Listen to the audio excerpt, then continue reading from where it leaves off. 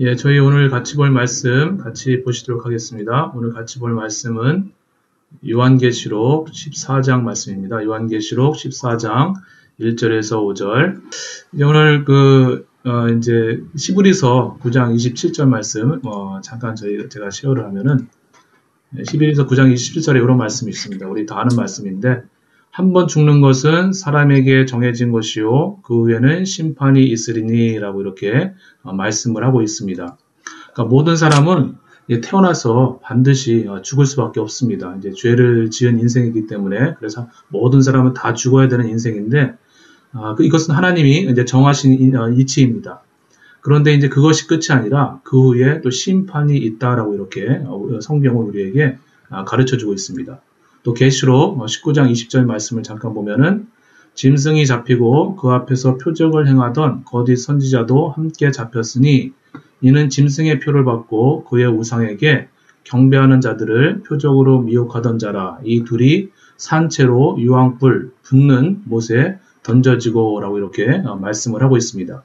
그러니까 다시 말해서 짐승처럼 사는 사람, 또 짐승의 표를 받고 사는 사람들은 예수 그리스도께서 다시 오실 때 유황으로 활활 타오르는 그런 불못에 던져진다라는 그런 말씀이 되겠습니다. 우리 사람과 짐승을 이렇게 비교해 보면 사실 똑같은 다 하나님의 피조물이죠. 사람이나 짐승이나. 그런데 분명히 이제 사람과 짐승은 확실히 다릅니다. 특별히 이제 신앙적인 입장에서 볼 때 두 가지가 다른 것 같습니다. 첫 번째로 이 사람에게는 이 짐승에게 없는 그런 영성이 있습니다. 끊임없이 하나님을 찾고자 하는 그런 본성이 이 사람에게 있는 것입니다. 그래서 잠언 3장 1절도 보게 되면은 이제 이런 말씀이 있습니다. 사람들에게는 영혼을 사모하는 마음을 주셨느니라. 이렇게 사람들에게는 이 짐승에게 없는 영혼을 사모하는 그런 마음이 있다라고 이렇게 말씀해주고 있습니다. 그래서 그 영혼을 사모하는 마음만 잘 따라갈 수만 있다면은 사람은 하나님을 만나게 되고 또 하나님을 경외하게 됩니다. 그러나 짐승은 영성이 없기 때문에 영혼을 사모하는 마음이 없기 때문에 하나님을 찾지도 않을 뿐더러 또 하나님을 경외할 수도 없습니다. 두 번째로 또 사람은 또 짐승과는 다르게 또 양심이 있다고 있는 다른 점이 있습니다. 그래서 이 양심으로 인해서 선과 악을 구별할 수 있습니다. 양심이 있기 때문에 또 처음에 죄를 짓게 되면은 처음에는 양심의 가책이나 양심의 고통도 느끼게 됩니다. 그 양심의 고통이나 가책은 그 죄를 회개하고 보다 나은 그런 양심의 사람이 되라고 하시는 그런 하나님의 그 소리입니다. 그러나 짐승은 양심이 없기 때문에 이 죄라고 하는 것이 성립이 되지도 않습니다. 오직 본능을 따라서 살아갈 뿐입니다. 사람도 이제 이 성장의 단계가 쭉 있는데요. 이 짐승의 단계를 거쳐가면서 이제 마음이 성장하고 또 영혼이 일깨움을 얻고 또 성장하면서 나중에는 이제 하나님이 추수하시는 그런 알곡이 되어져 가는 것입니다. 사람이 태어날 때는 사실 짐승과 별반 다르지 않습니다. 우리가 이제 각 태어난 아기를 보면은 오직 자기만의 세상입니다. 모든 것이 이제 자기를 중심으로 돌아가고 모든 것이 또 자신을 위해서만 존재하는 것입니다. 그래서 그러나 이제 이 어린아이가 이제 이렇게 자라게 될 시간이 지나면서 이제 부모의 가르침을 받고 또 사회 선생님이나 또 여러 스승들의 그런 가르침을 받으면서 이제 양심이 깨어나기 시작합니다. 그리고 또 그 양심이 자라나기 시작합니다. 그렇게 어린 시절을 이제 보내고 나면은 이제 선이 무엇인지도 알게 되고 또 악이 무엇인지도 알게 됩니다. 그러나 또 우리 인간들은 이 선악과를 따먹은 그런 아담의 후손이기 때문에 선을 알면서도 또 악을 행할 수밖에 없는 그런 성향이 있습니다. 그렇기 때문에 이 사람은 이 선과 악이 함께 공존하고 있으면서 그 모순 속에서 그 갈등 속에서 이 평생을 살아가게 됩니다. 선을 행하길 원하지만 선을 행할 능력이 우리 사람들 속에 없다라는 것입니다. 그래서 선과 악의 모순과 이 갈등 속에서 이 살아가는 그 삶 자체가 지옥에 따로 있는 것이 아니라 바로 그와 같은 삶 자체가 지옥과 같은 그런 삶인 것입니다. 그러나 이 선악의 갈등 속에서 살던 사람이 이제 예수님을 알게 되면서 이제 마음으로 예수님을 받아들이고 또 입으로 예수를 주님으로 고백하면서 또 사죄의 은총을 얻게 됩니다. 그러면 영원하신 하나님이 이제 성령님을 통해서 그 마음속으로 이렇게 들어오시게 되는 것입니다. 자, 이와 같은 모순과 갈등의 삶을 살아가던 사람이 영원하신 그런 하나님을 만나게 되는 사건, 바로 이 사건이 이제 구원인 것입니다. 이것이 또 중생이고 또 영생을 획득하는 그런 순간이 되는 것입니다. 그러면은 이제 1절 말씀 같이 다시 보시겠습니다. 또 내가 보니 보라 어린 양이 시온산에 섰고 그와 함께 14만 4천이 서 있는데 그들의 이마에는 어린 양의 이름과 그 아버지의 이름을 쓴 것이 있더라라고 이렇게 말씀을 하고 있습니다. 그 하늘에 이제 시온산이 있습니다. 시온산이 있고 그 시온산에 이제 어린 양 대신 예수님이 서 계시고 있고 또 그 어린 양과 더불어서 14만 4천 명이 함께 서 있고 있는 장면을 이제 이 사도 요한이 이렇게 환상 중에 바라보고 있는 것입니다. 그리고 이 14만 4천의 이마 위에는 어린 양의 이름, 예수의 이름과 또 아버지 하나님의 이름이 도장이 찍혀 있다라고 이렇게 기록되어 있습니다. 그러면은 누가 이 14만 4천 명처럼 구원을 받아서 하나님 보좌 앞에서 이렇게 천상에 있을 수 있는 것입니까? 예수님을 주님으로 또 메시아로 영접함으로 성령으로 거듭나서 하나님을 아버지로 부르고 섬기고 따라가는 모든 사람들이 바로 이 14만 4천 명에 속하는 것입니다. 그러면 반대로 또 누가 지옥에 가는 것입니까? 그러니까 죄를 지어도 또 양심의 가책이 있어도 또 회개하기를 계속해서 거부하면서 또 계속해서 또 죄를 범하고 짐승처럼 살아가는 사람들, 또 짐승처럼 하나님을 경외하지도 않고 자기 멋대로 사는 사람들이 지옥에 가게 될 것입니다. 사실 이와 같은 사람들이 실제 짐승인 그런 호랑이나 또 사자, 곰보다도 더 무서운 그런 존재들입니다. 정말 짐승의 본능을 따라서 다른 사람들을 괴롭히기도 하고 심지어는 살인까지도 하게 됩니다. 우리들도 본래 그와 같은 짐승의 본능을 따라 살아가던 그런 사람들이었습니다. 그런데 우리들이 이제 좋은 부모님을 만나고 또 좋은 선생님들을 만나고 또 좋은 친구들을 만나고 또 좋은 교회들을 만나고 그렇게 되면서 이제 양심들이 이제 깨어나게 되었던 것이고 더 나아가서 예수님을 구세주로 믿음으로 이제 제사함의 은총을 얻은 것이고 또 성령을 받아서 이제 영이 깨어나게 된 것입니다. 그리고 이제는 그 깨어난 영이 성령을 더욱 갈망하고 또 성령의 인도하심 속에 살기를 열망할 때 이제 그 영이 더 강성해져서 이 육체를 통해서 들어오는 그런 짐승의 본능을 이기면서 정말 진리 가운데 살아갈 수 있는 그런 사람이 될 수 있다라는 것입니다. 이 14만 4천 명에 대해서 이제 보다 구체적으로 이제 설명해 놓은 구절이 이제 4절 말씀입니다. 그래서 4절 말씀 잠시 보면은 이 사람들은 여자와 더불어 더럽히지 아니하고 순결한 자라 어린 양이 어디로 인도하든지 따라가는 자며 사람 가운데에서 성령함을 받아 처음 익은 열매로 하나님과 어린 양에게 속한 자들이다 라고 이렇게 말씀을 하고 있습니다. 곧 그 14만 4천 명은 이 세상 가운데에서 죄사함을 입고 하나님으로 인침을 얻고 또 예수의 이름으로 인침을 받은 성령을 받은 모든 그 사람들입니다. 또 이제 우리 고린도전서 15장 20절, 23절 말씀 보게 되면 그러나 이제 그리스도께서 죽은 자 가운데에서 다시 살아나사 잠자는 자들의 첫 열매가 되셨도다. 그러나 각각 자기 차례대로 되리니 먼저는 첫 열매인 그리스도요. 다음에는 그가 강림하실 때에 그리스도에게 속한 자요 라고 말씀합니다. 곧 예수께서 부활의 첫 열매가 되십니다. 그리고 그리고 예수를 구세주로 또 속죄주로 믿는 모든 사람들이 예수님이 부활하신 것처럼 예수님이 다시 오실 때 이제 부활하게 된다라는 것입니다.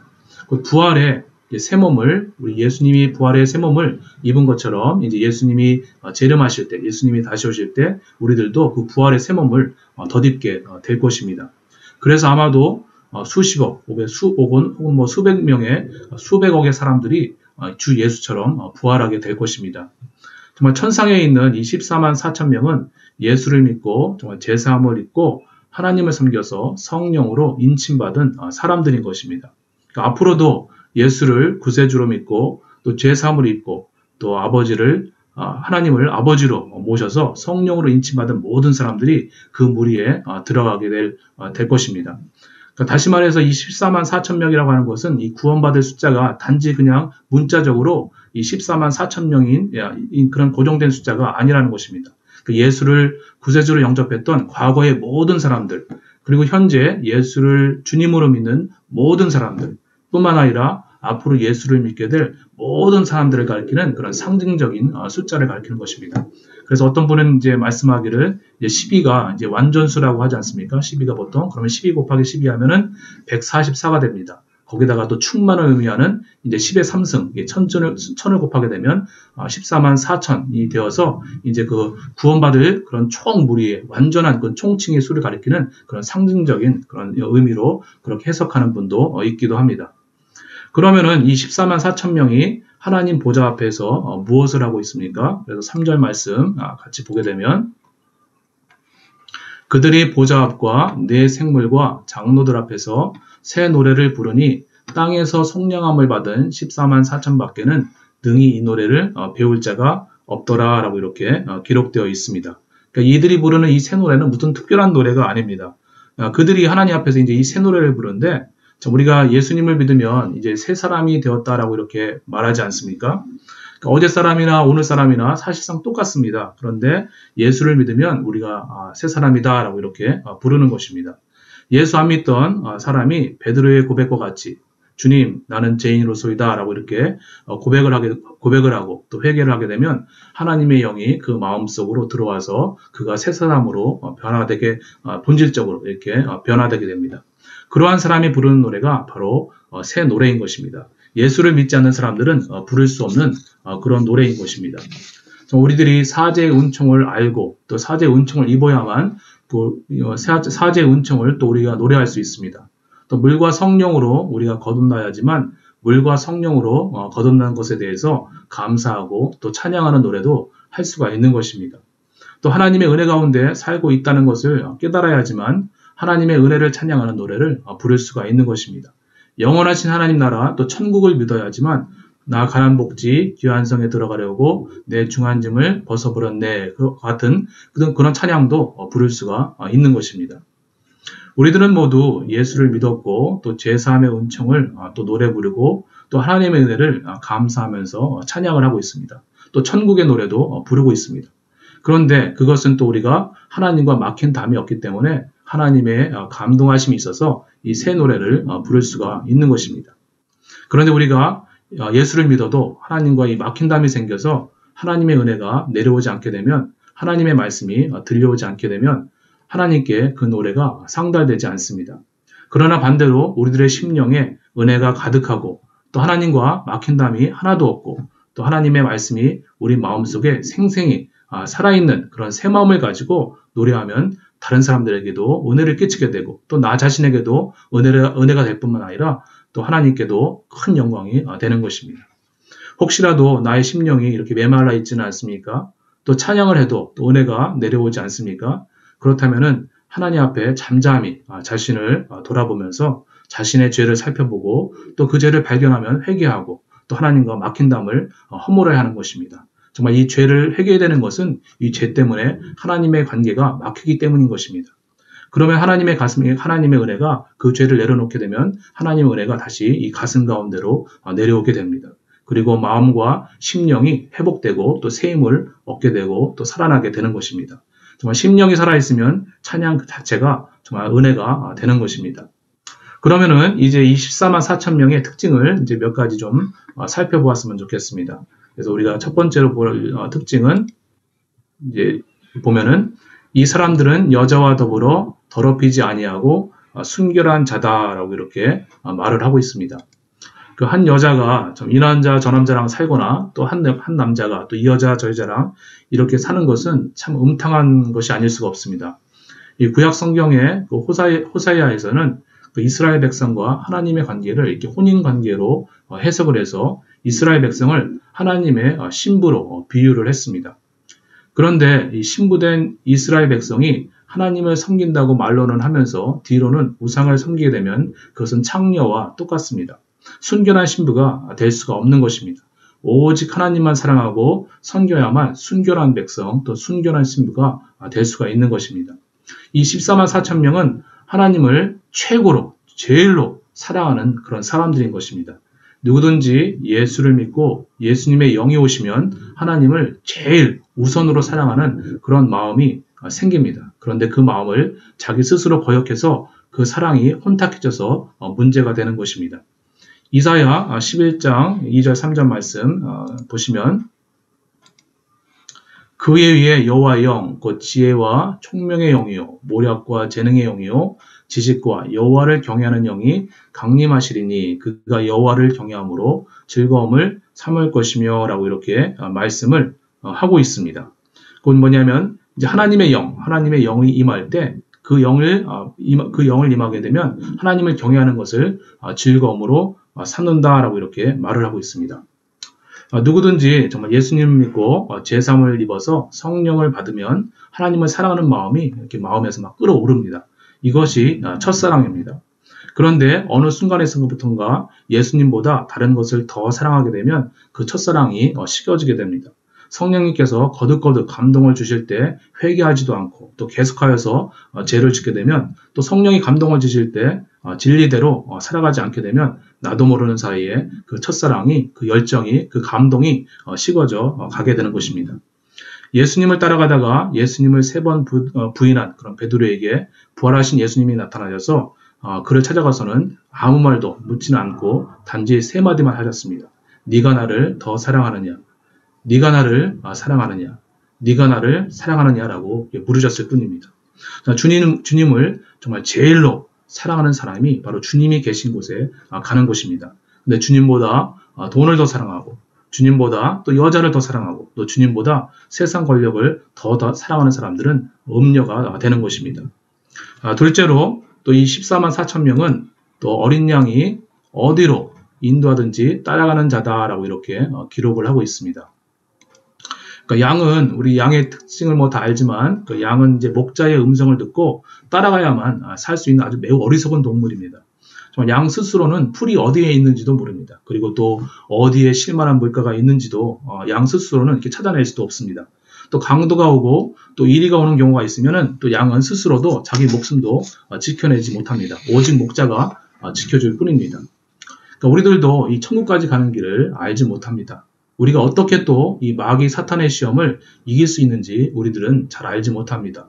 그러나 목자 대신 예수님의 음성을 매일같이 듣고 따라가기만 하면은 주님이 때로는 은혜를 주시기도 하시고 또 사탄의 적금도 막아주시면서 천국까지 우리를 넉넉하게 이끌어 주신다라는 것입니다.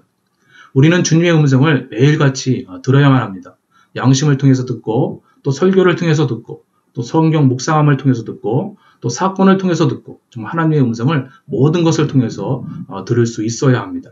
그 음성을 따라가면 사는 길이요 또 생명이 충만한 곳으로 가게 됩니다. 그런데 가끔씩은 이 목자의 음성을 따랐음에도 골짜기로 갈 때도 있습니다. 예수를 믿었는데도 아무 죄를 짓지 않았는데도 어려움이 있고 시험이 있고 환란이 있기도 한 것입니다. 그러나 그 길을 따라가는 것이 우리에게 가장 복된 길이기 때문에 예수님은 우리를 그리로 인도하신 것입니다. 한편 때론 우리들은 주님의 음성을 무시하고 또 나의 성품대로 또 나의 고집대로 갈 때가 있습니다. 그렇게 쉽게 갈 길을 빙빙 돌아가면서 갈 때가 있는 것입니다. 그럴 때 그 고집과 그 옛 성품을 내려놓고 다시금 주를 바라보게 되면 우리 그 GPS 보게 되면 우리가 잘못된 길을 가다가 또 거기에서도 그 GPS가 또 새로운 방향을 또 이렇게 인도해 주지 않습니까? 그러니까 마찬가지로 우리가 나의 고집 때문에 나의 어리석음 때문에 잘못된 길을 갔다가 이렇게 다시 거기서 회개하고 하나님을 바라보게 되면 바로 그 시점부터 다시 예수님은 우리를 또 바른 길로 인도해 주신다라는 것입니다. 세 번째로 또 이 14만 4천 명은 또 이제 그 입에 거짓말이 없고 흠이 없다라고 이렇게 기록하고 있습니다. 자, 우리가 이 거짓말을 왜 합니까? 그것은 거짓의 아비인 마귀가 우리 마음속에 이 거짓의 속삭임을 했기 때문입니다. 그리고 또 우리가 그 속삭임에 이끌렸기 때문에 우리가 이 거짓말을 하게 되는 것입니다. 그런데 그 속삭임에 자꾸 이끌게 되면 마귀의 종이 되고 마는 것입니다. 그러다 보면은 이 구원받은 하나님의 자녀라고 할지라도 영혼이 다 병들게 되고 다 썩게 된다는 것입니다. 우리가 영혼이 강건해지기 위해서는 정말 영혼이 튼튼해지기 위해서는 이 정직하고 진실해야 하겠습니다. 정말 거짓말을 했으면 회개하고 다시 양심을 회복해야 하는 것입니다. 그래서 정리하면은 이제 구원받은 14만 4천 명은 정말 날마다 자기의 잘못을 돌아보고 또 회개하면서 또 예수의 보혈로 그 허물과 죄에 대해서 또 씻김을 얻는 사람들이고 또 주님의 인도하심을 따라가는 사람들입니다. 우리가 그렇게 주님의 인도하심을 따라가게 되면 넉넉하게 우리가 천국으로 인도함을 받게 되어서 바로 그것이 구원받은 14만 4천 명의 무리에 속하게 되는 것입니다. 그럼 여기서 이제 말씀을 마치시고 다 같이 우리 좀 기도했으면 좋겠습니다. 그리고 그래서 오늘 우리가 좀 14만 4천 명을 또 이렇게 보게 되었는데, 정말 우리 세 사람이 정말 되어야 또 새 노래를 부르고 또 하나님과 막힌담이 없어야만 우리의 노래가 하나님께 상달된다 들었습니다. 정말 하나님과 정말 그럼으로써 또 하나님과 막힌담을 허물고 또 우리의 갈망을 하나님께 달라고 이렇게 기도했으면 좋겠습니다. 그러므로 정말 나의 메마른 심령이 정말 주님의 은혜로 또 채워지고 또 감사함으로 그런 사랑하는 그런 신앙인이 되게 해주옵소서라고 기도했으면 좋겠습니다. 그리고 또 우리 14만 4천 명의 특징을 보았습니다. 첫 번째로는 순결한 자들입니다. 하나님 주님을 세상에서 어떤 것보다 더 사랑하는 마음으로 가득 채워주옵소서라고 기도했으면 좋겠습니다. 또 주님보다 다른 것들을 더 사랑했던 그런 더러운 마음을 씻겨주옵소서라고 이렇게 또 기도했으면 좋겠습니다. 또 이 14만 4천 명은 어린 양이 어디로 인도하든지 따라가는 자들이라고 했습니다. 정말 매일매일 정말 주님의 음성을 듣기를 사모하는 마음을 주옵소서라고 기도했으면 좋겠습니다. 날마다 그 음성 쫓아감으로 넉넉히 하나님 나라로 인도함 받게 하옵소서라고 기도했으면 좋겠습니다. 또 거짓말이 없고 흠이 없는 자들이 또 14만 4천 명입니다. 정말 사탄의 음성, 사탄의 속삭임을 잘 분별하는 그런 지혜와 명철을 주시옵소서. 또 그 속삭임에 미혹되지 않는 그런 성령의 강건한 마음을 주옵소서라고 이런 것을 같이 기도하시고, 그리고 제가 먼저 기도하고 또 통성으로 기도하고 또 개인적으로 기도하시겠습니다. 그럼 제가 기도하겠습니다. 하나님 아버지, 참 우리가 새 사람이 되었습니다. 좀 예수 믿고 새 사람이 되어서 좀 하나님의 영을 받아서 정말 예수를 진심으로 사랑하고 그랬었는데, 아버지의 세월이 지나면서 우리의 사랑이 식어지고 또 첫사랑이 아버지 하나님 메말라가는 것을 느꼈습니다. 하나님 아버지, 이제 이 말씀을 듣고 우리의 심령을 회복하게 하여 주옵소서. 또 우리의 마음이 새로워지기를 갈망할 수 있도록 인도하여 주시옵소서. 그러므로 나의 메마른 심령 속에 또 다시금 주의 은혜로 채워주시고 또 처음 예수를 믿었던 그 열정, 그 감동으로 다시금 신앙생활을 할 수 있도록 우리를 베풀어 주시옵소서. 하나님, 또 우리가 다른 것 하나님보다 정말 이 세상의 다른 것들을 더 사랑했던 그런 더러운 마음들을 용서해 주시길 원합나이다. 하나님, 이제 그런 것보다 하나님을, 예수님을 제일로 사랑하고 최고로 사랑하고 정말 주님께 모든 사랑, 열심을 다해서 아버지 그 사랑을 다 바칠 수 있도록, 그래서 주님의 순결한 백성이 될 수 있도록, 순결한 신부가 될 수 있도록 우리를 인도하여 주시옵소서. 하나님, 또 날마다 주님의 음성을 듣기를 원합니다. 우리는 미련하여서 아버지 하나님 어떻게 이 하루하루를 살아갈지 잘 모릅니다.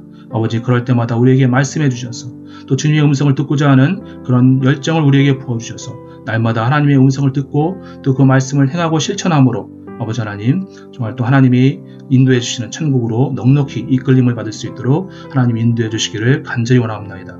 또 아버지 하나님, 우리의 대적 사탄 마귀는 참 우리를 어찌하든지 이 그리스도의 사랑 가운데에서 끊으려고 합니다.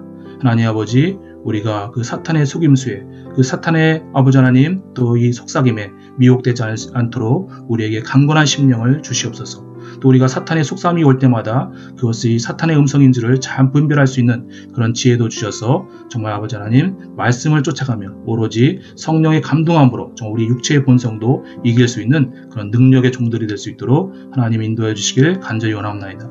주님, 이 새벽 가운데 우리 기도 가운데 함께 해주시고 주의 은혜를 더딥혀 주셔서 우리의 영을 또 새롭게 하여 주시옵소서. 이 모든 것을 주 예수 그리스도의 이름으로 기도드렸습니다. 아멘.